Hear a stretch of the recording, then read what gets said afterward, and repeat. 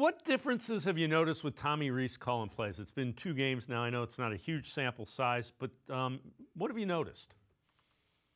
Sticking with the run is one thing that he's done a nice job of, and I think they're going to have to continue to do that, especially when you have these rookie quarterbacks that need a lot of support. So he's done a really good job of just continuing to stick with it, even when Quinchon isn't necessarily able to rip off a long run, even when it seems like he's sometimes running into a brick wall because the boxes are stacked. So that's one of the things that I think have been good. And then when Dylan was in there, he was doing a nice job of letting Dylan use his legs and his mobility and getting him outside of the pocket and running the ball at times. In that past game, he had runs of 19 and 15 yards.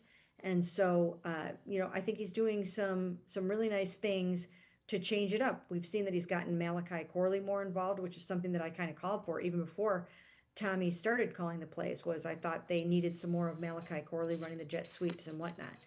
So that's happening, and then I think it's easier to look good when you've got Said Tillman back in the lineup. So hopefully they'll get the ball early and often to Said, and then that opens things up for Jerry Judy. So I think it should look better as we move forward, especially if Dylan gets back in there and gets another chance. You hear the saying from play callers, players over plays. And it seems to me that, he's trying to get the ball to Judy. He's trying to get the ball more to Judkins. He's trying to get the ball in the hands of guys where they can do more with it. Am I reading too much into it, do you think?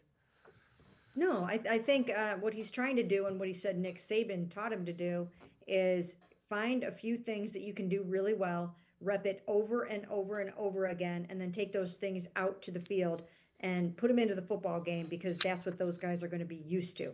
And that's what they're going to have to do with Shador Sanders. Shador is going to have to give them a handful of plays that he feels really good about, really comfortable with, and then they're going to have to do those things. Having said that, I do think that they should be trying to get the ball a little bit more to David Njoku. They haven't really done that, in my opinion, enough this season. And I think that once he gets into the flow of a game, he creates a lot of mismatches, and he still has plenty left in the tank in terms of being out there as a good pass catcher. So that's something that I would like to see a little bit more of. And then I think you just have to keep feeding it to Harold Fannin and Jerry Judy and Zed Tillman.